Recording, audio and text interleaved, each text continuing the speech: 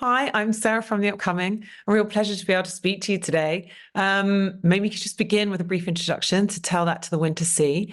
For perhaps people who don't know anything about the film, what can they expect? Well, it's a tale of female friendship between two young women.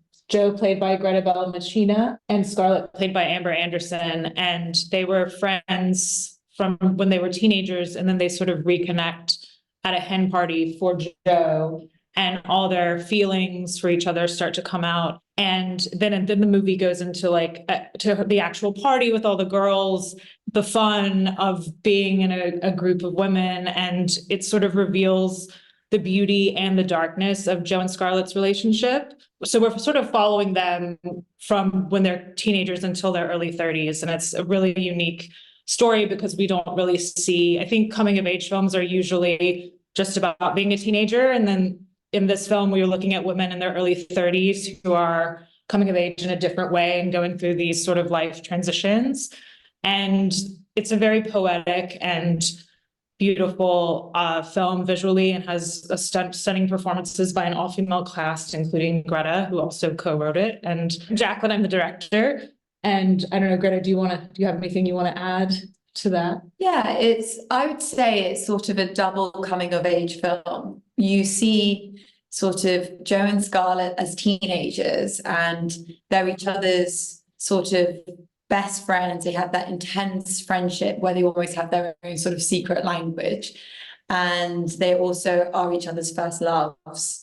So they kind of carry this sort of innocence with that. And then you see them sort of 12 years later, and again, at another kind of big moment in their lives, another kind of coming of age where everyone's reunited over this hen party. But, lots of things have happened in that time.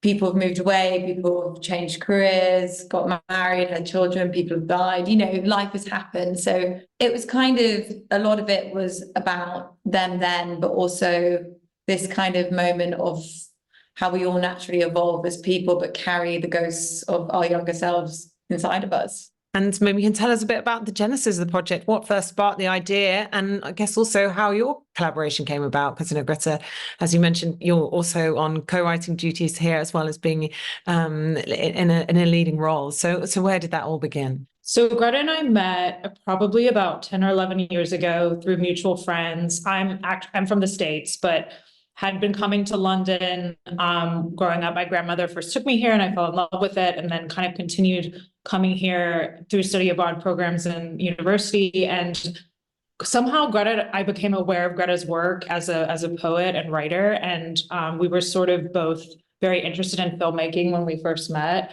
And I ended up going to LA to film school, and she made her first feature, and we sort of stayed in each other's networks and ethers, and we became very close friends. And then we sort of collaborated on different short films and projects together. Greta acted in, I would direct, so sort of we kind of just kept it very natural, and remained good friends, and we grew as people. And I think this movie as well is a reflection of our relationship and the intimacy of friendship and the love you have for your female friends, and what it's like to be a woman dealing with change and seeing that. And I think so Greta and I really have a beautiful sort of bond, and we've seen each other grow both as artists and people in the decade that we've known each other. And I kind of guess I never thought about that, but it has been about nearly 12 years since we've known each other. The story does take place over 12 years.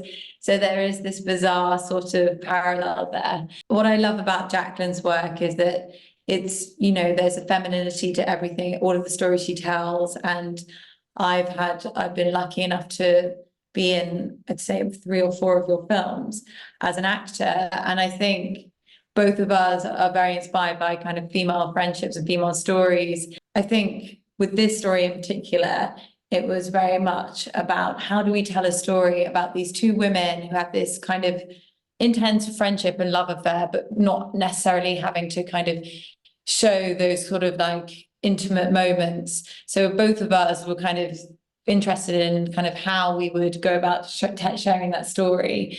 And I just come back from filming a film in Italy called Commedia, with an Italian director called Riccardo Bagnuccini. And a lot of the film is told through dance and through gesture and movement. And Jaclyn also comes from a dance background. So I think we were interested in how to share sort of the silent language, of the unspoken, but also those intimate sort of moments of, their sort of sexual history, I guess. So sort of I guess dance was something we were talking about a lot at the beginning of writing this story.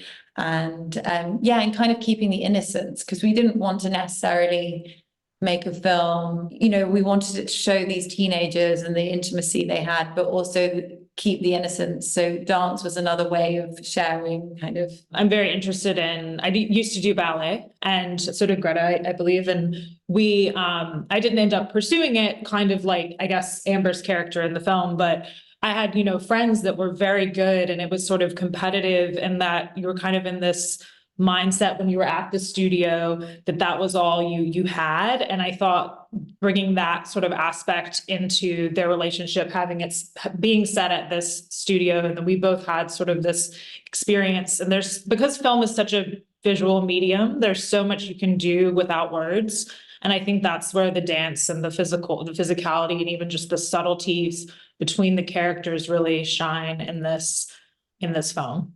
And story. Maybe you can say more about working with Amber, because I mean, this relationship between Jo and Scarlett, it has, we have to believe that there's so many layers to it, and really, to get that chemistry, to make those characters and that relationship feel really lived in. What was your approach in that sense? Was there a lot of rehearsal time, et cetera, et cetera? Yeah, we had. I'd say we had like a handful of dance rehearsals before we began filming, and that was an amazing way just to have a physical intimacy with one another, because, just to kind of, on the first day of set, we filmed this relatively quite quickly, but it meant that we had sort of a familiar physicality, and we kind of had this shared physical history, which kind of gave a sense of realism to the scenes, because we shot most of the scenes in the present day stuff first, and then the flashback stuff afterwards. So it kind of, it was, those sessions were really helpful. And we worked with Sarah Winters, who came up with the dances. Yeah, she was also really amazing at kind of putting those together. And I think what is also special is, the film, there is this gap between when Scarlett and Jo reunite and sort of their shared history. And Greta and Amber knew each other socially, but it kind of worked for the film that they weren't, super close best friends already, because they had to have that distance between each other. And they're both so different. And I think it's really exciting to watch, because you do feel so sort of ingrained with the two of them. And I think all women can relate to one or the other or both. And so you're sort of waiting for something to happen and sort of trying to read what's going on. But the film is also like beautifully ambiguous, in that we don't, fully reveal what happened with them, other than we just, we know that they had a love. And in terms of what people can take away from watching the film, I mean, it does have this it's so immersive and a kind of whimsical quality to it. And like you say, kind of all this ambiguity, but there's a lot of intense feelings kind of flying around. And it still feels perhaps really refreshing on screen. I know we're seeing more and more of it, but just to kind of delve into the female experience and the sort of nuances and complexities of those relationships on screen. Whereas in the past, maybe we wouldn't see that front and center. So, what do you hope people take away from watching it? People feel inspired that, they're seeing kind of the subtle complexities of just these two characters who live in real time. And, Irene, the DP, did an amazing job at kind of staying with the emotion and not leaving the room. So I think a lot of it is about, keeping the realism and just sharing these subtle complexities that we all have, and we don't necessarily say the human experience is complicated. So I hope it's a simple story in a way, but there's a connection there with just universal. Yeah. And I think it is special because the people who we worked with on this film, we've sort of had a relationship with over time. And I think that you can feel that from sort of watching the film, and hopefully, you know, gives to sort of the feeling and the experience of it.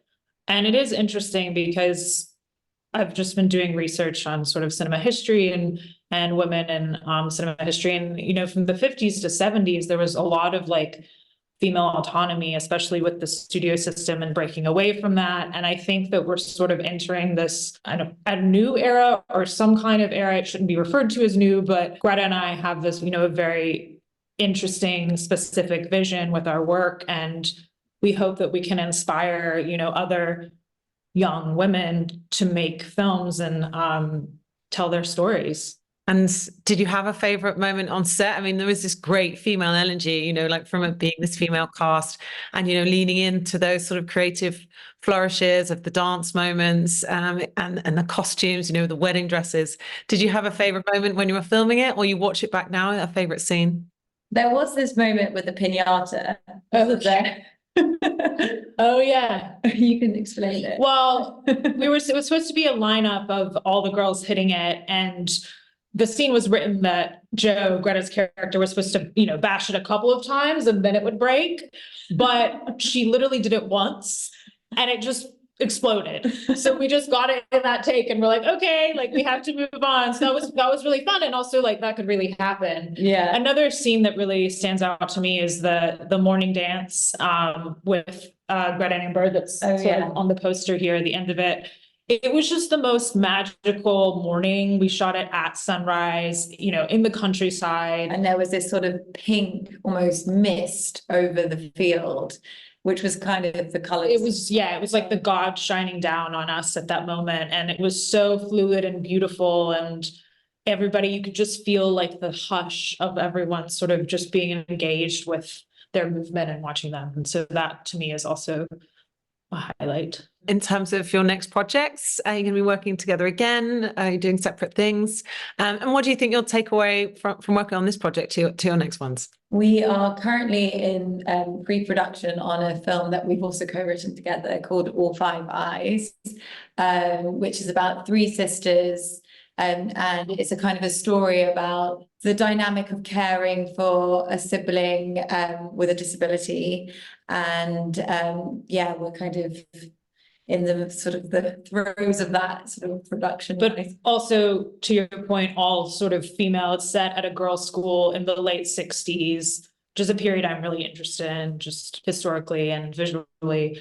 And it's sort of following the youngest sister with autism and the two older sisters sort of running this school, but also caring for her and what that means to them and what freedom means to them, and sort of, you know, the change that women were going through at that time. So it's got it's very different, but similar in sort of the autonomy of the women in the project. And they're very complex and interesting. And we've also been, I think, co-writing that for about a year. So it's exciting to see this come out and then go into the next project, knowing that we have, you know, something to say. Well, thank you so much for sharing all that with me. Can't wait for everyone else to see Tell That to the Wind to See. And can't wait to see what you guys do next as well. Thanks a lot. Thank you so much. So nice. Thanks so much. Cheers. Have a great day. Bye. Bye.